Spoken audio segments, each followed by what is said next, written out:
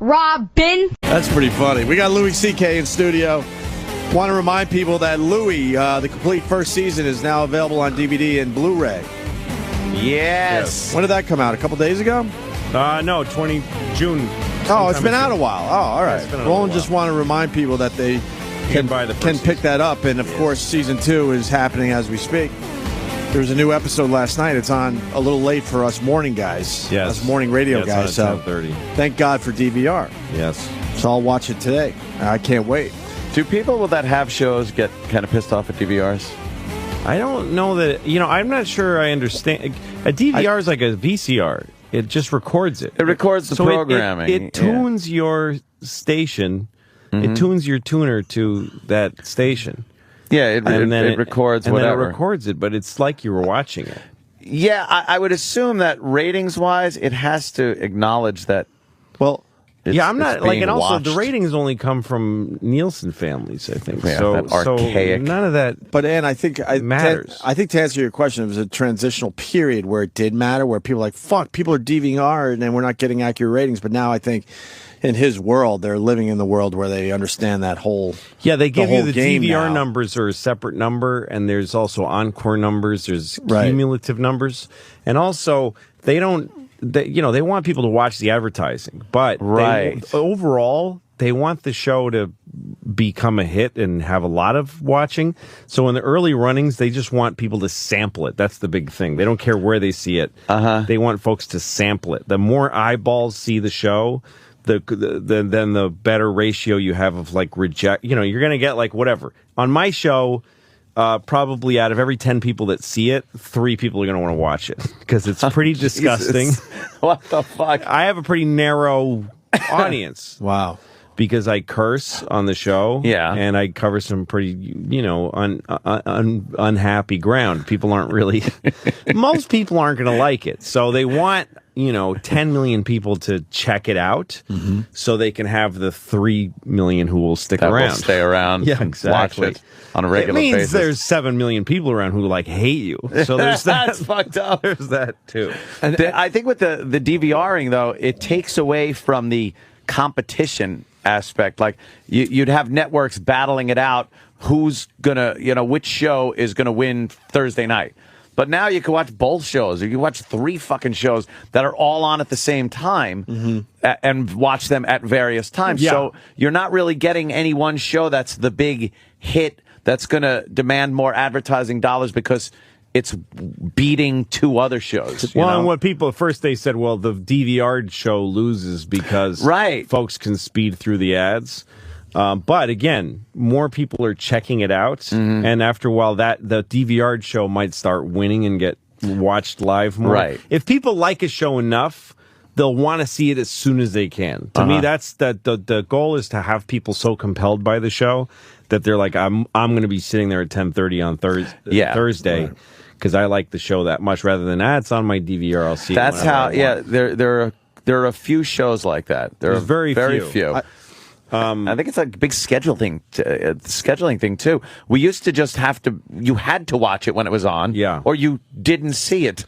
That's how shit worked. Also, then there's ways like through the internet and through promotion that more people that are likely to like the show will end up sampling it, and critics likely to like. Yeah, so that's when shit like that's the only reason I give a shit about critics or the awards. I'm really happy that we got nominated in our first year. 4 Emmys for Louie in general, because the show will get more people will see it. I want FX to get paid back for having given me the show. I don't care. Like I literally will get no joy from owning these fucking statues. I don't give a shit. Put them up on the mantle like Lucy and Desi I had those. one from when I was on Chris Rock's show. Right. It just sits there and it's weird. Where is it again? It's I think weird. you told us years it's ago. on my mantle now. I've got I didn't have one before.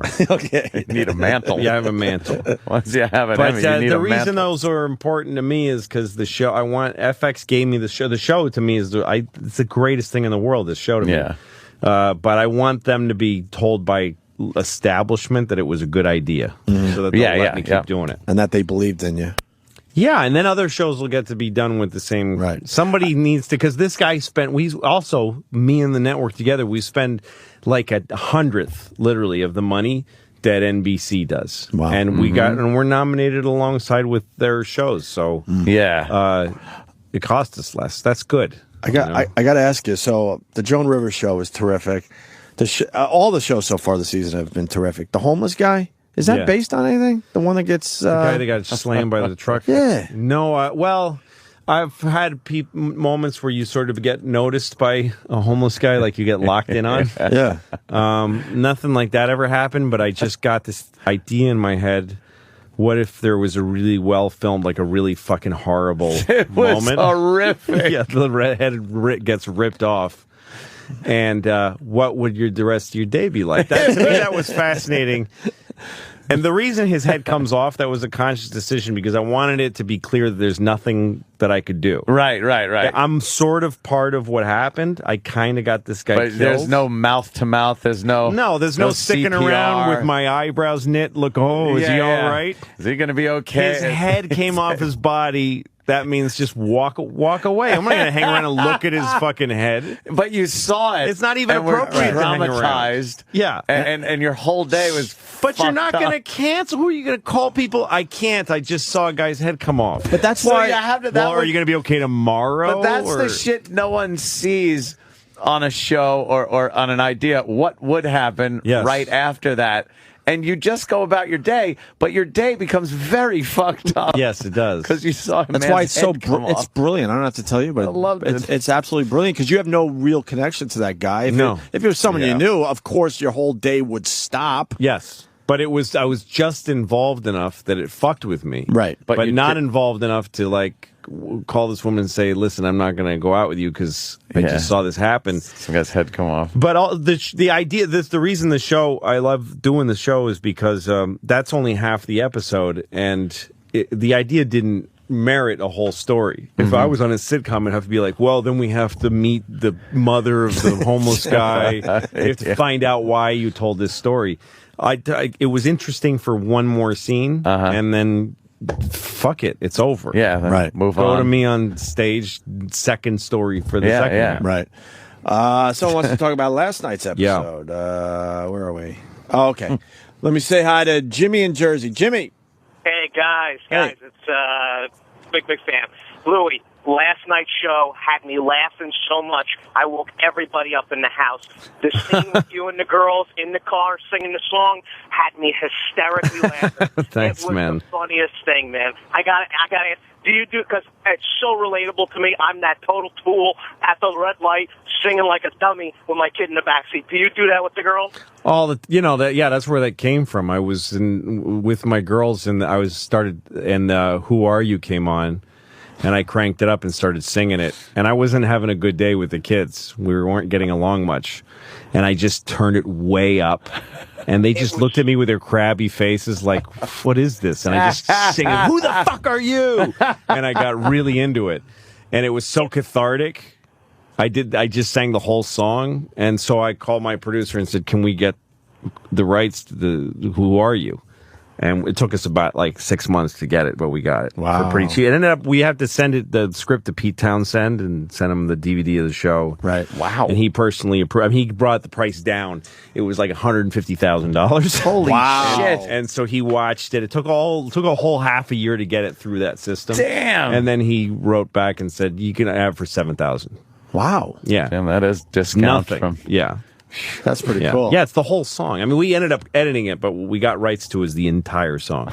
Wow. Why? Sometimes you could get rights for what, 30 seconds or something? Yeah, well, they'll make less. They'll charge you less if you're only using like a sting from the song or a little bit. Oh, I didn't know But that. we wanted the entire song. Right. But once I cut it together, I'm like, I can't make people listen to this. It's a great song, but The whole song, yeah. I can't wait to watch it now. Matt in Canada. Matt. Hey, how you doing, guys? Hey, man. Louie, I was watching, I'm up in Iqaluit, and your show is like the only highlight of my week because it's like I'm as far north in Canada as you can get working for the summer. And it was weird, the Blueberries episode I was watching, and I got turned on by you and the girl, more the girl than anything, but it was one of the weirder things I've ever had in my entire life, because I never thought of you as sort of a sexual, arousing person, and I was so... my girlfriend and I are up here, and she wanted to have sex after the episode, because I think it turned her on too, but I really wasn't in the mood, so... Oh, my God. Honestly, Louie, one of the fucking weirdest things I've had in my entire life. But you were turned on by Louie?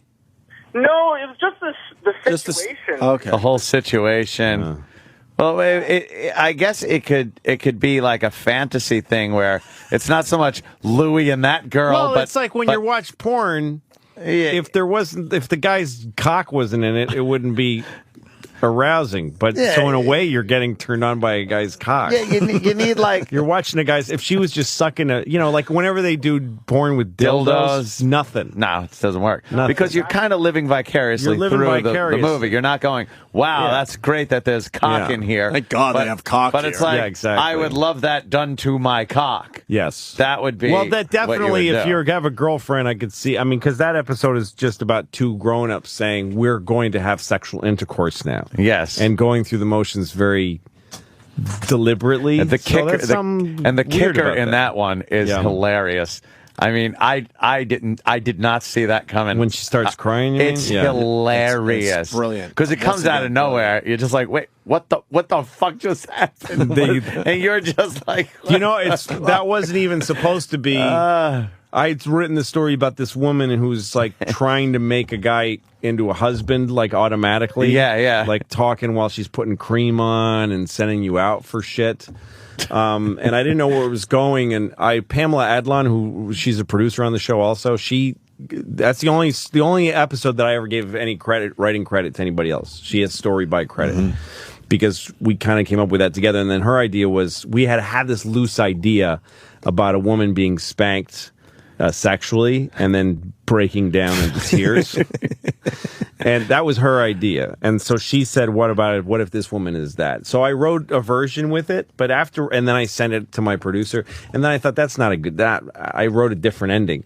But the woman who did it, she's the only one who auditioned who cried because she got the wrong script. Oh, so I was watching her audition, and she starts doing this daddy, and I was like, oh, fuck, nobody was supposed to get that. Like, I was a little embarrassed. Oh, shit. But she was so good. Yeah. Maria Dietzy, her name was. It was great because she ended up making me want to put it back. She's saying that, and I think what I picked up from your character was you were getting a little weirded out by it. Yeah. But going through the motions. And then it just took the next step of weirdness when she starts crying. It's like, what the fuck do I do now? Yeah. You're just in a person's bad place. And then it turned out to be sort of feel like the blueberries were, she knew she'd need them because once I think she knew all this shit was going to happen. She brings the guy home, makes him uncomfortable, has him spank her, cries, and then when blueberries and whipped cream should be fine. To have the blueberries and whipped cream to. Yeah, it's great. There are those people who take you through their fucking when you're single. When you were single a second time after divorce, you've realized that that thing you always wanted to get some pussy. And it turns out it's a really intimate thing. It's really like, this is a fucking human being and they're a stranger. And I'm naked next to them in their fucking bedroom. Ugh. You realize it's way more involved. Yeah, man. When you're 20, 21, who gives a fuck? Oh, man, that is fucking good. Yeah, so this was that. When I look at a show like Seinfeld, and it was called Seinfeld, and it was Jerry Seinfeld in the show. Yeah. But that wasn't Jerry. There was a part of Jerry, but it was, from what I've heard, Larry, it's really. more Larry David. Larry, obviously. It's his life. Now, when you say, like, you got nominated for acting, how much of the character is really you, and how much acting are you doing? I'm not character acting. I mean, I think I don't know much about acting academically, but even though I've just been nominated. One of the best That's why I'm laughing. television actors in the entire country. Nominated for an Emmy. Yeah. For his acting. I But don't Louis know says, much about I don't know much about it. Well, because character acting is where you create a whole person. Right. But I'm not doing that. I mean, then there's acting where you're just being in the situation, and none of these things have happened to me, and none of them are really happening on the show. It's all fiction. But I would assume it's an exaggerated version of your personality. I don't act this way in life at all. Right. And it's actually really fun that way, that I make myself make really big mistakes. And it's also how I get to do things that are controversial or sticky, is that I make myself the big idiot. Right. I make mistakes, and I look stupid, and that allows me to have some fucked up things happen. Yeah. You know, like Nick DiPaolo and I had the episode where we got in a fight politically. And the thing that was important to me was that I sound like a bigger idiot than he does, because tend to be liberal and he tends to be conservative. So I wrote him a really good argument. And you're a Nazi. I just made myself into an asshole on purpose, because then I'm not preaching and I'm not trying to take it. Then I get to have a really interesting political discussion without it coming off like I'm trying to tell kind of people agenda something. is. But Yeah, I think- is he so trying to I come push? off like a dick. Right. But I think that's pretty brave to do. I think other people would use that power to go, no, I am liberal in my real life, and I got this But outlet. no one's going to listen. No one's going to hear It's it. brave, No. though, but I think a lot of Comes people off as- do it the other way. They do, and then they fail. That's what I'm saying, And and they nobody do- wants to see it, but I Exactly. get to do this. preachy asshole, There's an fuck you. episode, not the next, but the one after, where there's a guy on who I have a really big conflict with. I can't tell you about it until you see it. But the way I got this person to be on the show, and I got this fucked up thing to happen, it's really weird, was that I wrote myself wrong. Like, I made me wrong. Oh, really? And I made him right. Wow. And it was well worth it, because I got to have this explosive moment. Anyway, let me go to Kevin in Connecticut. There's a good one too. Is it the Kevin from Connecticut? Yeah, good morning, guys. Hey, buddy. He's a regular. Hi, Squeezy. Hey. Jesus. Hey, Louie, the one thing that I noticed that you do really well is just create uncomfortability, whether it's for yourself or for like your aunt. Yeah. Your racist aunt. It was fantastic. Yeah, she gives us a plate of Brazil nuts, and she says, would you like a nigger toe? Right. Yes, that was. But that's what they were called growing That's what up. they were called. Yeah. That's what Can I ask? I didn't see the episode, unfortunately. FX was beyond cool with that, huh? Yeah, they didn't. Well, there was I got a request to cut. She says nigger toe 3 times, and then I say the same word in my stand-up later in the episode, and she asked me to cut a few out. But I pushed back, and I got more in than she asked for. Yeah. But One more thing, Louie, please. Yeah. Last year, I noticed a lot that you put the word AIDS in a lot of episodes. That was intentional, I'm sure. Yeah, there's a few places, like I'm on the subway and it says AIDS on the window. And then we're in a Catholic school and it says AIDS on the blackboard. Like every word was small except the word AIDS. Yeah. I don't know. It's a really obnoxious thing because it's my show. I have full control of this world. So it's just like, we're shooting on the subway. That's our dedicated subway train, and I felt like the window was too clean, so I said, "Just give me a marker," and I just wrote AIDS on the window in front of me. What do you mean they gave you a dedicated subway train? Well, we had that one we shot on the Randall Island, where the firemen practice getting people out of a burning subway. Right. It used to be you could shoot on that subway train, but it didn't move. You had to have 10 grips on the roof. Rocking it so it looked like it was moving. It was kind of shitty, but they don't let you use it anymore. So this year we shot a subway scene that's on next week, and we actually took control of a train. Oh, wow. We had the shuttle train that goes from Grand Central to 8th Avenue or whatever. It's a one-stop train. And what is so that? They shut it down for the night, and then we go back and forth and back and forth. What kind of, who do you ask to have that? Fucking pain in the ass. That's gotta be. You have to have sit-down meetings with the transit cops. Yeah. and the transit authority has to approve it. You have to send them the script. They have to approve the script. And there was one thing I wanted to do. It's a whole episode where I'm just observing things on the subway. And there's one thing I wanted desperately, and they wouldn't let me have it. This scene where there's a guy with a briefcase eating an ice cream cone, and the napkin from his ice cream floats out of his hand and down into the tracks. Right. And so he just climbs down into the tracks and gets the napkin and climbs out.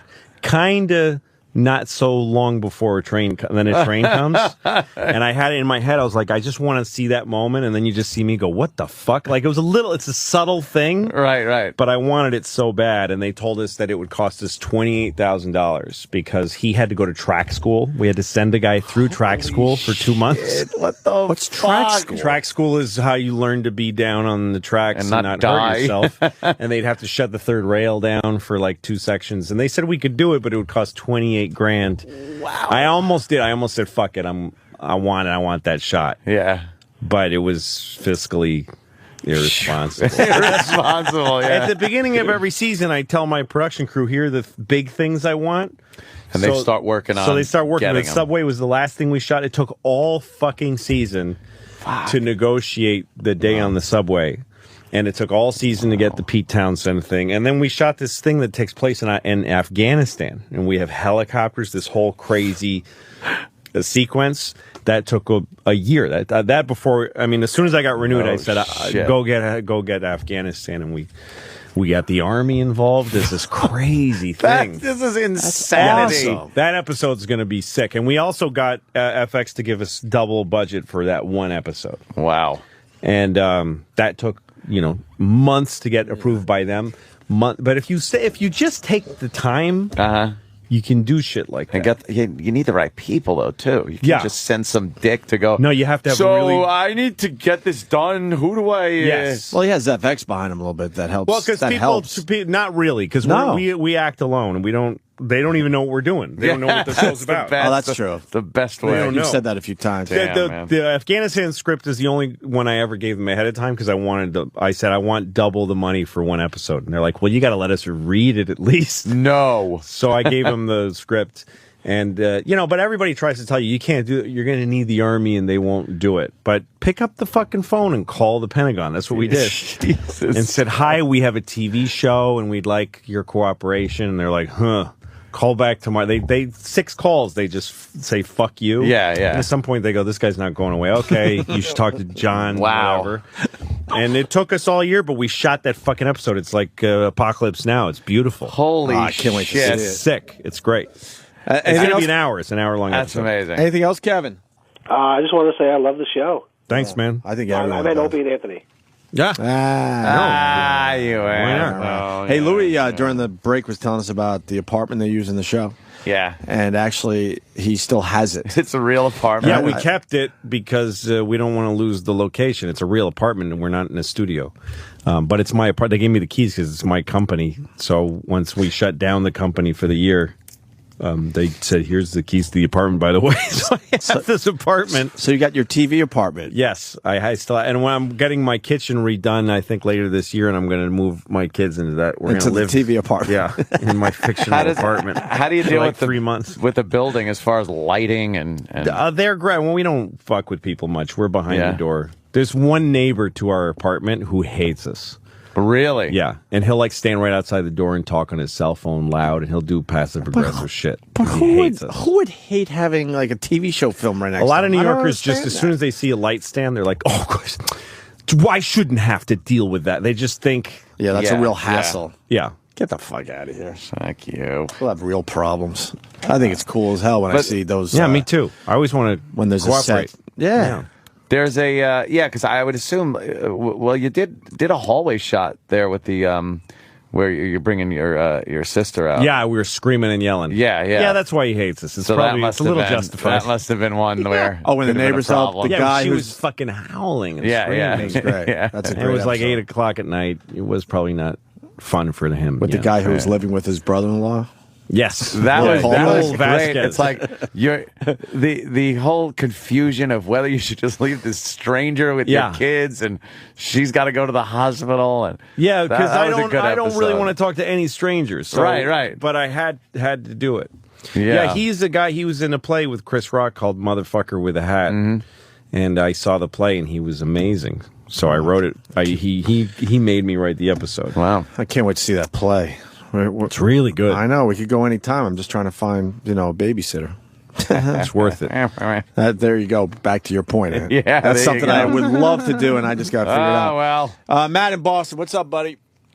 Oh, dude, Louie, love the friggin' show. It's amazing. Thanks. That episode where you spanking that chick, I went from laughing my ass off to completely pissed because I'm like, why are you dealing with this whore? Get the fuck out. Then I spanked her, and I got half a rod watching it with my wife. Wow. Hey, this is all right. Who knew this was such a turn on? And then where did it go? Then she starts fucking crying. I'm like, you've got to be kidding me because you ruined my night right away.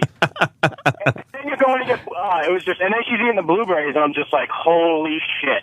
I'm like, what just happened there? I just got emotionally raped by Louis C.K. That's good. Emotionally raped. But why can't you continue to be That's turned good. on when she's crying? Why not? You have to be a different kind of person. All right, I'm a different kind of person. Yeah. Then. Hey, thanks, guys. Much All love. right. Sure. But I think you get different reactions from that scene, obviously. No, that's from great. People. But that's the perfect reaction. I never want people to expect anything, and that's what, to me, I want people to be going, what the fuck? Or because the show's not always like ha funny, but if it's not being funny, it has to be very something.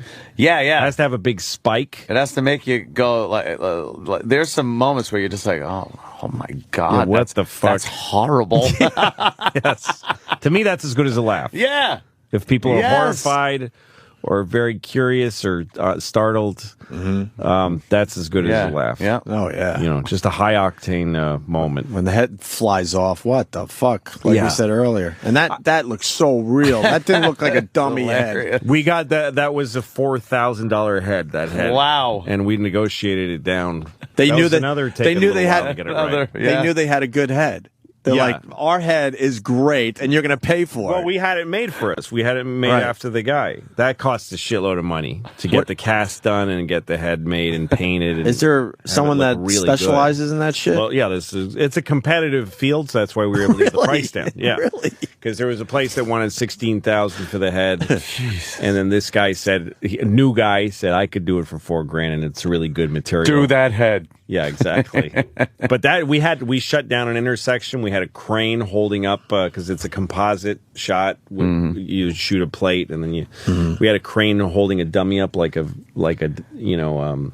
marionette. Yeah, and we hit it with this garbage truck, and the fucking dummy got in it pierced the gas tank, and we spilled diesel fuel all over 10th Avenue. Shit, that'll cost a couple of nightmare. Bucks too.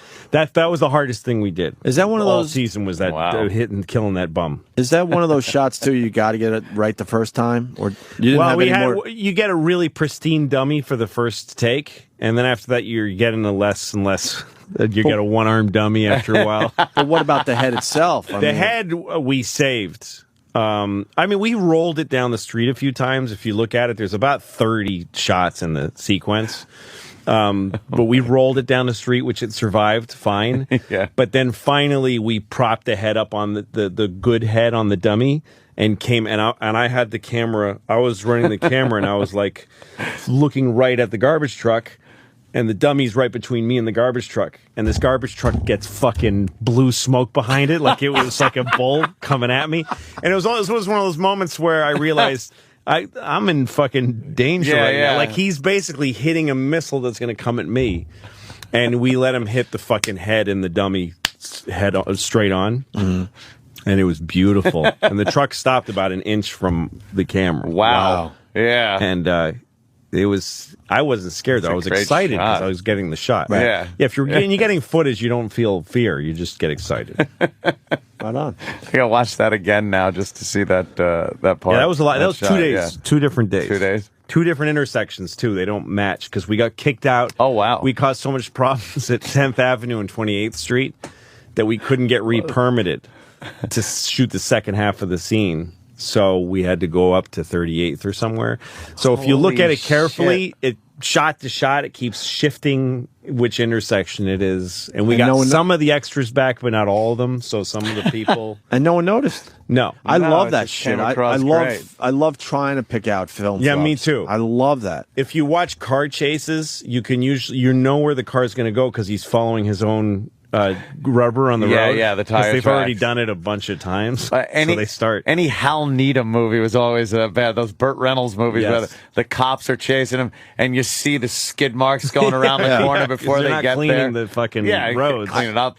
Back then they couldn't, composite it out. Or I used to get all the books, the film club books, and there'd be old westerns where you see where planes did fly by because the trails and stuff. You're like, wait a minute, there were no planes when this movie was supposed to take place. I love all that shit. No, me too. Didn't you say that you had to switch out one of your daughters and no one noticed? Yeah, the first season, there's 2 kids within one episode.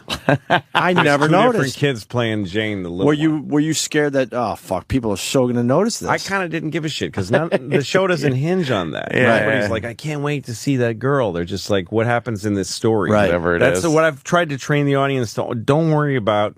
But how did no one notice? Continuity.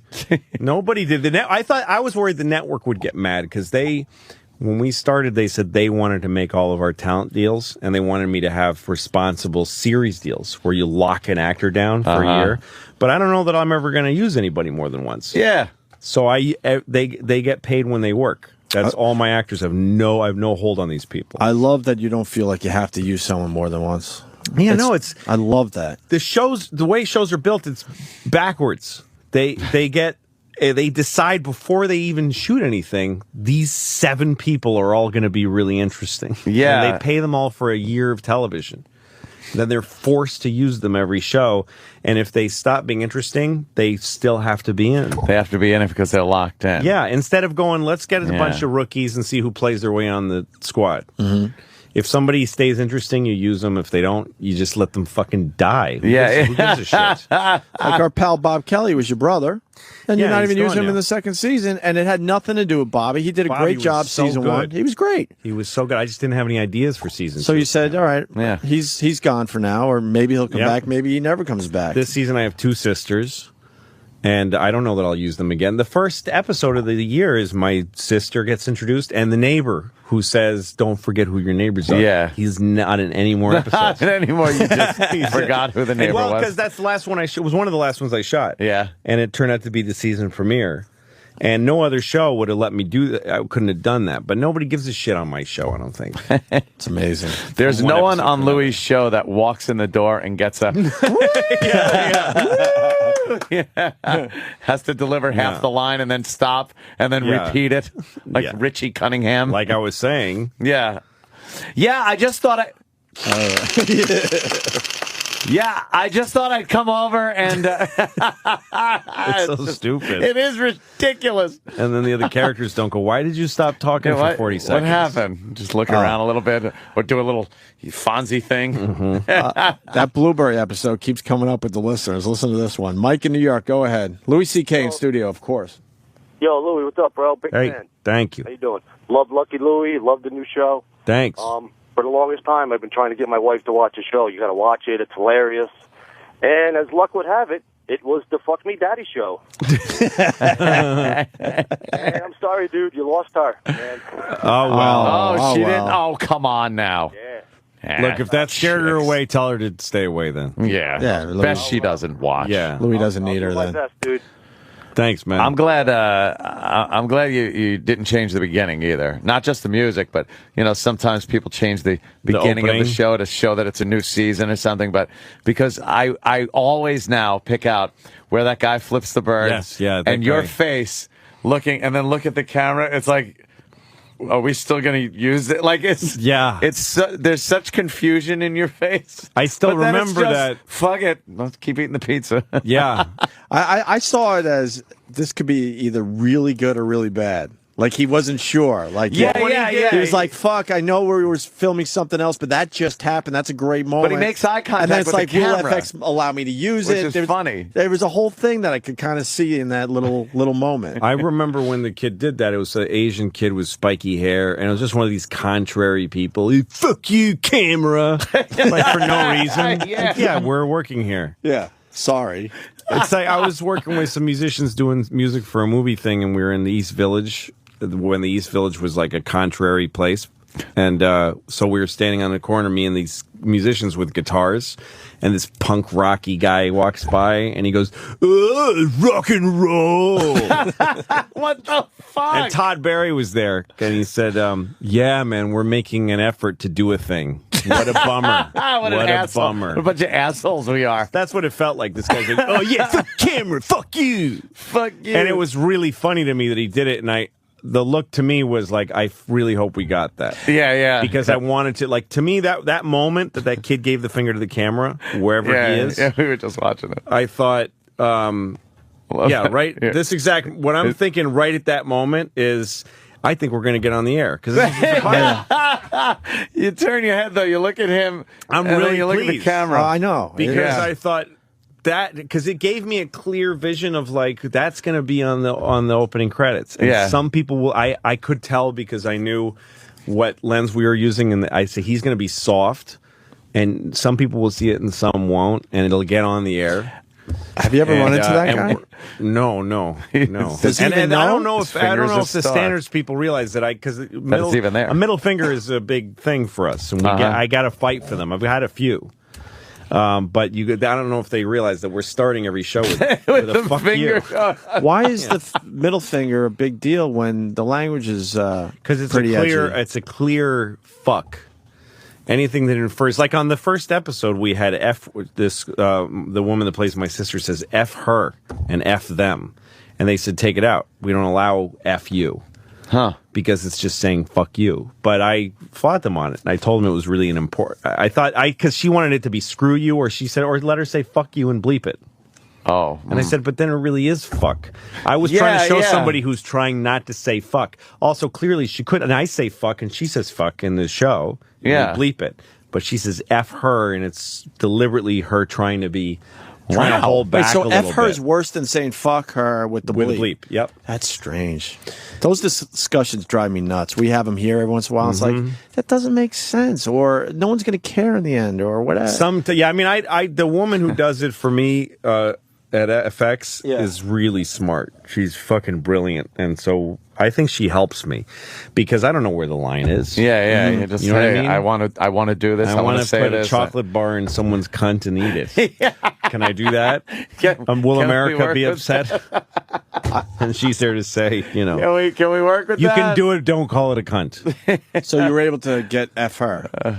Yeah, she gave me a little one-time dispensation. Which I think is way more real than bleeping the word, obviously. Yeah, it means something different. When you say F you, right, you're purposely trying not to say fuck you. Do you know what I mean? You're trying to hold back a little bit. So I said, this is actually a person trying to show some restraint. Yeah, restraint. So she said, I can see that, and she let me have it. Oh, good for you. But it's still their policy not to say F.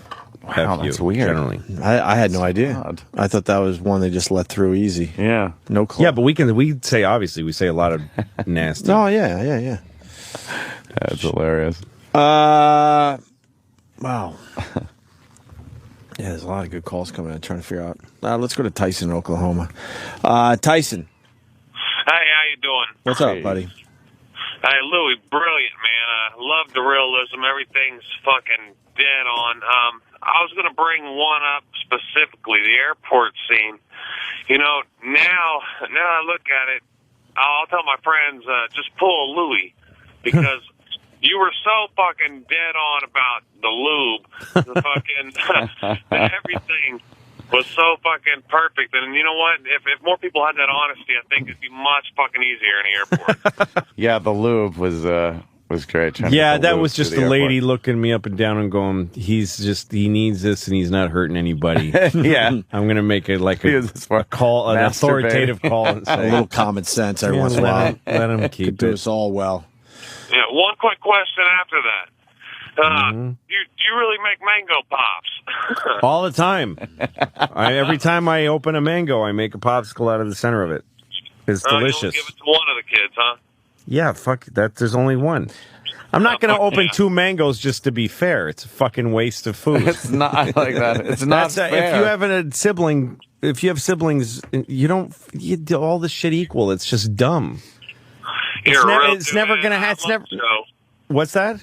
I was going to say, yeah, man, it's so real. Love the show, man. Thanks. You're doing great. Like watching it. Y'all take a good day. You too, sir. I only discovered mangoes in my adult life. I didn't have that shit growing up. Yeah, fucking love mangoes. Yeah. So good. Really good. Papaya, not so much. But mangoes, I like the mangoes. Want to take a break? Yes, as a matter of fact. All right, so Louie's got a lot going on. Of course, the complete first season's out there to check out if you want to catch up or you just want to have. And FX every Thursday night, 10:30 for new episodes. Yes. And then Louie's got a bunch of gigs happening outdoors. Yes. In New England. First week of August. Good time to be up there. Yes. Very good time. Where do they go? Louis C.K. for all the dates? Yeah, or on Twitter? Ticketmaster. Yeah. Yeah. I don't know how to sell your shows because there's too many of them. Effort. There's too many of them. I don't know. There needs to be a central place. Yeah. I know you tweet your gigs and stuff. I think if you go to Ticketmaster and put my name in, you get all the live shows. Good. Yeah. I mean, you got to go see Louis this summer. Absolutely.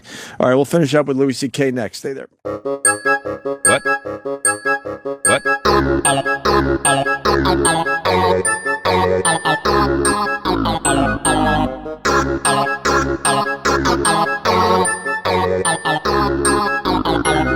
What?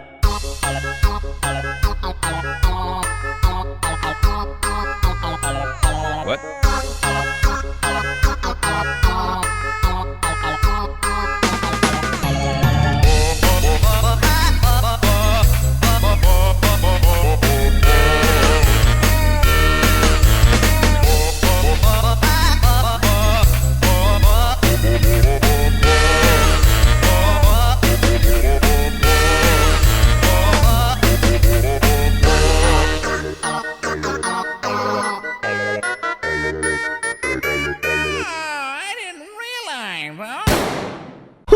Robin, tell him, Fred, I invented everything.